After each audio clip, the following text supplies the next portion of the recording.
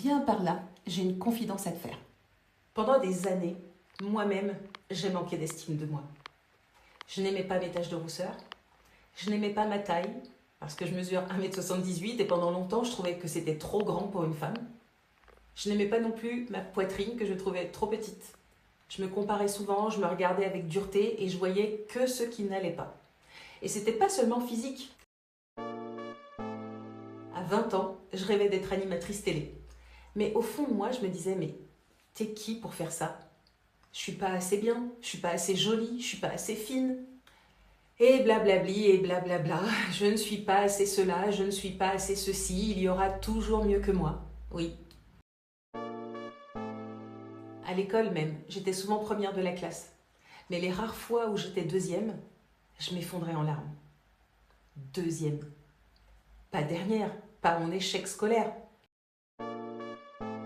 J'aurais tellement aimé, à ce moment-là, quand j'ai commencé ma carrière professionnelle en entreprise, que quelqu'un m'explique ce mécanisme. Parce que je pensais avoir des problèmes au travail. Mais en réalité, j'avais souvent un problème d'estime de moi. Une reconnaissance de mon travail qui ne venait pas et je commençais à douter de mes capacités. Un collègue qui ne m'appréciait pas et je me demandais si j'étais assez drôle, assez intéressante, assez intelligente pour lui. Un client qui me disait que mes prix étaient trop chers et je divisais mes tarifs par 2 pour l'arranger. C'était pas de la gentillesse, c'était pas de la souplesse, c'était pas de l'adaptation. C'était une estime de moi tellement fragile que je préférais me trahir plutôt que déplaire. J'avais toujours besoin d'un regard extérieur positif. Que les autres valident mes décisions, que les autres valident mes choix, que les autres valident mes prises de position. En fait, j'étais sous perfusion, vraiment, sous perfusion de validation extérieure. Comme si je ne pouvais pas respirer toute seule, comme si mon système intérieur avait besoin que quelqu'un d'autre me dise « Tu as le droit, tu es bien, tu es valable, tu peux y aller ». Et ça, franchement, c'est épuisant. Parce que quand tu vis comme ça, tu ne décides jamais vraiment depuis toi. Tu décides depuis ta peur. Ta peur d'être rejeté, ta peur d'être critiqué, ta peur d'être trop ou de ne pas être assez, ta peur de déranger, ta peur de prendre ta place. Et tu sais ce qui m'a vraiment permis de le voir? C'est ma fille. Et c'est là que je veux te dire quelque chose d'important. L'estime de soi, ce n'est pas se lever le matin en disant « Je suis incroyable, je suis merveilleuse, je suis parfaite ». Non, bien sûr que non. L'estime de soi, c'est beaucoup plus concret. C'est la capacité de te considérer comme quelqu'un qui mérite d'être protégé, quelqu'un qui mérite d'être respecté, quelqu'un qui mérite d'être écouté, quelqu'un qui mérite dans un environnement qui le soutient, quelqu'un qui mérite de prendre des décisions qui ne le détruisent pas. Et c'est pour ça que tu ne peux pas passer une grande transition sans estime de toi. Parce qu'une transition, ça demande de se choisir. Et ça demande de choisir ce que tu gardes, ce que tu quittes, ce que tu arrêtes d'accepter, ce que tu reconstruis. Ça demande aussi de choisir le bon moment, le bon rythme, les bonnes personnes et le bon lieu. Et quand tu ne t'aimes pas assez, tu ne choisis pas ce qui est juste. Tu choisis ce qui te dérange le moins. Tu choisis ce qui rassure les autres. Tu choisis d'éviter le conflit. Tu choisis ce qui prouve que tu es une bonne personne. Tu choisis un maintien dans une ancienne version de toi. Et ça, dans une période de transition, c'est dangereux. C'est dangereux parce que tu peux avoir l'impression de vouloir changer de vie, alors qu'en réalité, tu veux juste arrêter de te trahir tous les jours. Tu crois peut-être que ton problème, c'est ton travail. Tu crois peut-être que ton problème, c'est ton couple. Tu crois peut-être que ton problème, c'est ta maison. Ou alors tu crois encore peut-être que ton problème, c'est un manque de motivation. Souvent, le problème, il est ailleurs. Le vrai problème, c'est que tu essaies de construire une nouvelle vie avec une image de toi beaucoup trop basse. Tu ne te fais pas confiance, tu ne crois pas vraiment en ta valeur, tu ne crois pas vraiment que tu as le droit de demander mieux. Et tu ne crois pas non plus que ta fatigue compte, que ton désir compte, que ce que ton corps te crie compte. Et donc, dans ton quotidien, ça finit par s'organiser autour de cette faible valeur intérieure. Regarde, Au travail, par exemple, ça donne quoi? Tu acceptes les urgences des autres, comme si elles étaient plus importantes que ta propre santé. Tu prends des dossiers, tu en prends trop, tu réponds plus vite. Tu n'oses pas dire que tu es débordé, tu minimises ce que tu apportes, ou alors tu baisses tes prix, tu te suradaptes, tu fais tes preuves en permanence. À la maison, ça donne quoi? Tu ranges pour tout le monde, tu portes tout dans ta tête, tu ne t'autorises pas un espace à toi. Ta chambre, c'est une zone de stockage. Ton bureau, n'en parlons pas, c'est juste un petit coin bricolé dans un recoin. Et ton espace personnel, il passe après les cartables, après les papiers, après les lessives, après les dossiers, après les compromis. Bref. Et dans ton couple, ça donne quoi? Tu dis, c'est pas grave, alors que c'est grave. Tu dis, je comprends, mais tu t'oublies. Tu te dis intérieurement, je veux pas créer de problème, mais le problème, c'est que toi, tu disparais. Dans ton corps maintenant, ça dit quoi? T'as la gorge serrée, la poitrine comprimée, le ventre noué, et même après t'être reposée, tu te sens toujours fatiguée, lourde, éteinte, comme si quelque chose en toi n'arrivait plus à remonter. Et pour finir, si on regarde tes décisions maintenant, ça veut dire quoi? Ce manque d'estime de toi. Tu hésites, tu repousses, tu changes d'avis, tu demandes plusieurs avis. Tu sais ce que tu ressens, mais tu n'oses pas t'écouter. T'attends un signe extérieur comme une autorisation, une validation. Et voilà la question pivot pour toi aujourd'hui. Est-ce que tu veux vraiment changer de vie? Ou est-ce que d'abord, tu dois réapprendre que tu es quelqu'un qui mérite une place juste? Parce que ce n'est pas la même chose. Et c'est là que l'architecture d'alignement de vie devient intéressante. Parce que je ne regarde pas uniquement ce qu'il y a dans ta tête, je regarde toujours 3 dimensions. Ton identité, ton habitat et ta temporalité. Alors ton identité, c'est quoi? C'est qui tu es devenu, qu'est-ce que tu portes qui ne t'appartient plus, quelle image de toi continue encore de porter tes choix, et est-ce que tu décides depuis ta valeur ou depuis ta peur? Ton habitat, c'est quoi? C'est dans quel lieu mon estime essaye de respirer? Est-ce que ma maison, elle me soutient? Est-ce qu'elle m'apaise? Est-ce qu'elle me redonne de la valeur, Ou est-ce qu'elle me rappelle chaque jour que je passe après tout le monde? Et ta temporalité, c'est quoi? C'est à quel rythme tu avances? Est-ce que ton agenda montre que tu comptes? Est-ce que tu as du temps pour récupérer, pour te choisir, pour ressentir? Ou est-ce que ton temps prouve que chaque jour, quelque chose d'autre que toi est prioritaire? L'estime de soi, ce n'est pas seulement une phrase dans la tête, c'est toute une architecture. Elle se construit dans le corps, dans les décisions, dans les lieux, dans les rythmes, dans les limites, dans les micro-choix du quotidien. Est-ce que tu es prêt, prête? Parce que c'est maintenant que je te donne 5 routines concrètes, identité, habitat, temporalité, pour commencer à t'aimer à nouveau. Pas des grands concepts, pas des phrases à coller sur ton miroir si ça ne te parle pas, pas du « aime-toi et l'univers t'aimera ». Non. 5 routines simples mais puissantes pour faire remonter le niveau de valeur intérieure. Alors, routine 1, la routine du corps qui compte. Parce que la première chose, c'est ton corps. Et je sais, c'est pas glamour, c'est pas spectaculaire, mais c'est la base. Quand tu dors mal, quand tu t'alimentes mal, quand tu ne bois pas assez d'eau, quand tu ne bouges pas assez, quand tu passes tes journées en apnée, ton estime, elle chute. Pas parce que tu es faible, mais parce que ton corps n'a pas assez de ressources pour te faire sentir solide. Donc, ta première routine, c'est que chaque matin, tu envoies un message clair à ton corps. Pas dans ta tête, dans le réel. Un verre d'eau, de la lumière naturelle, un vrai petit déjeuner salé si ton corps en a besoin. Quelques respirations lentes, 5 minutes d'étirement, une marche de 10 minutes et un coucher à heure fixe. Eh oui, je t'avais prévenu, rien d'extraordinaire. Mais derrière ce message-là, il y a « Je ne suis plus un outil, je ne suis plus une machine, mon corps compte et je ne vais pas construire ma nouvelle vie en me maltraitant ». Et déjà, ça ça change quelque chose. Routine 2. Arrêtez d'avaler tes émotions de peur qu'elles dérangent tout le monde. Parce que souvent, quand on manque d'estime de soi, on ne s'autorise pas à ressentir pleinement. On se dit, de toute façon, je suis trop sensible, je dramatise, je ne devrais pas réagir comme ça, il y a pire.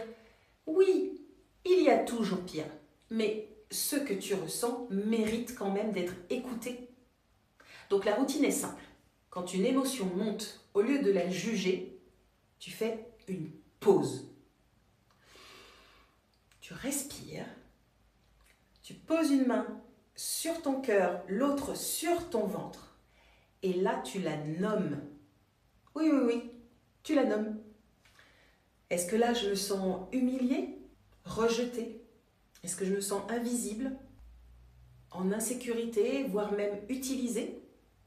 Nommer, ce n'est pas dramatiser. Nommer, c'est reprendre la main. Ensuite, tu poses une question très simple. Qu'est-ce que cette émotion essaye de protéger en moi?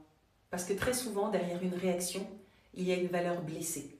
Le besoin d'être respecté, le besoin d'être reconnu, le besoin d'être choisi, considéré ou être en sécurité. Et l'estime de soi remonte quand tu arrêtes de te juger pour ce que tu ressens.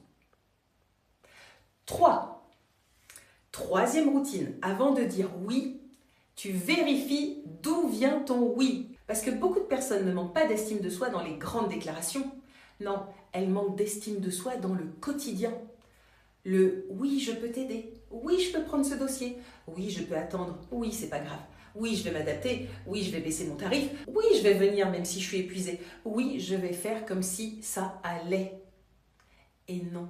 Parce que chaque petit oui donné contre toi-même fait descendre ton estime. Donc tu installes cette question. Est-ce que je dis oui par alignement ou par peur?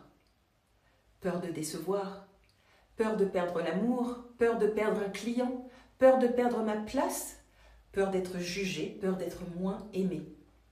Et si la réponse est la peur, tu ralentis. À la place, voilà ce que je te propose. Tu peux dire, je te réponds demain, je vérifie si c'est compatible avec mon agenda. Je ne peux pas m'engager là-dessus. Ce tarif-là n'est pas ajustable. Je comprends ta demande, mais je ne peux pas y répondre dans ces conditions. Alors, ça peut paraître simple dit comme ça, mais pour quelqu'un qui a vécu longtemps sous validation extérieure, c'est pas si simple que ça. Mais essaye. Le peu que tu feras sera déjà énorme. Parce qu'à chaque fois que tu vas poser une limite, tu te prouves à toi-même que tu es de ton côté. Et ça, c'est de l'estime de soi en action. 4. Quatrième routine, regarde ton lieu. Et oui, vraiment, pas pour faire de la déco, pas pour acheter 3 coussins de plus, pas pour rendre ton salon instagrammable, mais regarde ton lieu comme un miroir. Souvent, on oublie de regarder l'endroit où on vit. Et cet espace-là, il raconte beaucoup de choses de toi. Est-ce que ton espace te traite comme quelqu'un qui compte? Est-ce que chez toi, tu as un endroit vraiment à toi? Est-ce que ta chambre te régénère? Est-ce que ta salle de bain te donne envie de prendre soin de toi? Est-ce que le bureau dans lequel tu télétravailles ou tu travailles au quotidien soutient ta posture? Est-ce que cette entrée te fait respirer ou te donne envie de repartir? Parce que l'habitat peut renforcer ton estime ou la fragiliser. Oui. Si tu vis dans un lieu qui te rappelle le désordre, les obligations, les compromis, les objets, l'ancienne vie, la pile de choses non traitées, ton système nerveux il reçoit un message clair. Tu n'es pas prioritaire. Tu n'as pas d'espace, tu n'as pas de place, tu passes après. Donc, la routine numéro 4, c'est de choisir une zone de valeur. Une seule. Ta table de nuit, ton bureau, ton coin lecture, ton miroir, ton entrée, ta salle de bain, ce que tu veux. Mais celle-là, tu vas la rééquilibrer. Tu enlèves ce qui t'abaisse. Tu enlèves ce qui te rappelle l'échec, la honte, la fatigue, l'ancienne version de toi. Tu remets de la lumière, tu remets du beau, tu remets de l'espace pour que ça respire et tu mets une couleur qui te soutient, un objet précis qui te reconnecte à ta valeur ou à la personne que tu es en train de devenir. Et là, le message devient « J'ai enfin une place, je mérite un espace qui se soutient. Je vais reconstruire ma vie dans un lieu qui me respecte. » Et dernière routine, la routine 5, la routine du réaccordage énergétique. Alors là, c'est une de mes préférées. C'est celle qui te permet de faire remonter ton taux d'énergie. Et là, quand je parle de taux d'énergie, je parle de ton niveau de vitalité. Oui, oui, de ton état intérieur, de ton système nerveux, ta capacité à te sentir vivante, présente et disponible à toi-même. Parce que quand ton énergie est basse, tu ne vois plus le monde pareil, tu vois forcément le verre à moitié vide. Tu te critiques plus facilement, tu interprètes tout comme un rejet, tu te sens lourde, incapable, moins légitime. Alors que quand ton énergie remonte, même doucement, ton rapport à toi change. Tu respires mieux, tu te tiens autrement, tu oses davantage, tu retrouves une forme de clarté et tu reviens dans ton axe. Donc la routine 5, c'est pas quelque chose de compliqué. C'est d'installer chaque jour un petit geste de réaccordage. 3 minutes de cohérence cardiaque, une visualisation où tu traverses une vie avec calme, de la gratitude anticipée ou encore une musique qui t'élève avec des fréquences vibratoires élevées. Ça peut même être aussi une marche en forêt, marcher pieds nus dans l'herbe, t'asseoir près de l'eau, pratiquer un sport lent comme le yoga, le qigong, le tai chi, ou juste respirer dehors, toucher les arbres, regarder le ciel. Tu peux trouver ça trop simple, mais justement, le réalignement commence souvent par des simples gestes répétés avec une intention claire. Parce qu'à force de te reconnecter à ton corps, à ton énergie, à tes décisions, tu reconstruis la relation avec toi. Et tu arrêtes de chercher l'amour de toi dans le regard des autres, mais tu commences à le reconstruire dans tes propres actes. Et c'est ça, s'aimer à nouveau. Ça n'est pas se trouver parfaite, c'est ne plus se traiter comme si tu étais secondaire dans ta propre vie. C'est arrêter de négocier ta valeur, c'est arrêter de demander la permission d'exister, c'est arrêter de t'excuser d'avoir des besoins, c'est arrêter de confondre adaptation et effacement. C'est plutôt te demander chaque jour, qu'est-ce que je ferais aujourd'hui si j'étais la personne la plus importante de ma vie? Si je me considérais vraiment? Et là, tes décisions, elles deviennent différentes. Parce que tu ne changes plus de vie dans la panique, tu ne détruis plus tout pour respirer, tu ne fuis plus une situation uniquement parce que tu n'arrives plus à exister dedans. Tu commences à réaligner. Tu regardes ton identité, qui je suis devenue. Tu regardes ton lieu, est-ce qu'il me soutient dans cette nouvelle version de moi? Tu analyses tes décisions, est-ce que je prends mes choix depuis ma peur ou ma valeur? Et tu regardes ta temporalité, est-ce que j'avance au bon rythme, dans le bon ordre et au bon moment? Comme le yoga, le qigong, le tai chi, ou juste respirer dehors, toucher les arbres, regarder le ciel. Tu peux trouver ça trop simple, mais justement, le réalignement commence souvent par des simples gestes répétés avec une intention claire. Parce qu'à force de te reconnecter à ton corps, à ton énergie, à tes décisions, tu reconstruis la relation avec toi. Et tu arrêtes de chercher l'amour de toi dans le regard des autres, mais tu commences à le reconstruire dans tes propres actes. Et c'est ça, s'aimer à nouveau. Ça n'est pas se trouver parfaite, c'est ne plus se traiter comme si tu étais secondaire dans ta propre vie. C'est arrêter de négocier ta valeur, c'est arrêter de demander la permission d'exister, c'est arrêter de t'excuser d'avoir des besoins, c'est arrêter de confondre adaptation et effacement. C'est plutôt te demander chaque jour, qu'est-ce que je ferais aujourd'hui si j'étais la personne la plus importante de ma vie? Si je me considérais vraiment? Et là, tes décisions, elles deviennent différentes. Parce que tu ne changes plus de vie dans la panique, tu ne détruis plus tout pour respirer, tu ne fuis plus une situation uniquement parce que tu n'arrives plus à exister dedans. Tu commences à réaligner. Tu regardes ton identité, qui je suis devenue. Tu regardes ton lieu, est-ce qu'il me soutient dans cette nouvelle version de moi? Tu analyses tes décisions, est-ce que je prends mes choix depuis ma peur ou ma valeur? Et tu regardes ta temporalité. Est-ce que j'avance au bon rythme, dans le bon ordre et au bon moment? Et c'est exactement pour ça que j'ai créé des ateliers d'accompagnement, dont l'atelier du 30 mai 2026, Retrouver l'estime de soi autrement. Je ne voulais pas créer un atelier où on se répète « je m'aime, je m'aime, je m'aime ». Non, pas du tout. Je voulais créer un espace où tu te comprends vraiment, tu comprends pourquoi ton estime s'est déréglée, comment elle se manifeste dans tes choix, dans ton corps, dans ton habitat, dans ton temps, ton rapport au temps. Et surtout, comment tu commences à recommencer à t'aimer de manière concrète. Alors en une journée, l'idée, c'est pas de régler toute ta vie, mais de gagner des années de compréhension. Des années à se demander pourquoi j'ose pas, pourquoi je doute autant, pourquoi je reste dans des situations qui ne me respectent plus, pourquoi je sais ce que je devrais faire mais que je n'arrive pas à faire. Si ce sujet te parle, si tu sens que tu es dans une période où ton ancienne vie ne te correspond plus, mais que tu n'as pas encore assez de solidité intérieure pour passer à l'étape suivante, cet atelier est fait pour toi. Je te mets le lien d'inscription dans la description. Et rappelle-toi, tu n'as pas besoin de devenir quelqu'un d'autre pour t'aimer. Tu as juste besoin de revenir vers toi avec plus de respect, de douceur, de structure, de clarté. Parce qu'une grande transition, finalement, ça ne demande pas seulement du courage.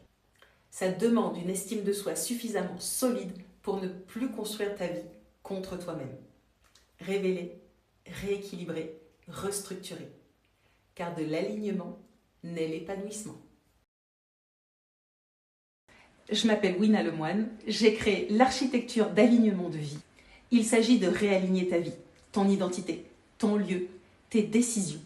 Parce qu'une vie ne change pas durablement si la personne que tu es, le lieu dans lequel tu vis et les choix que tu poses restent en décalage.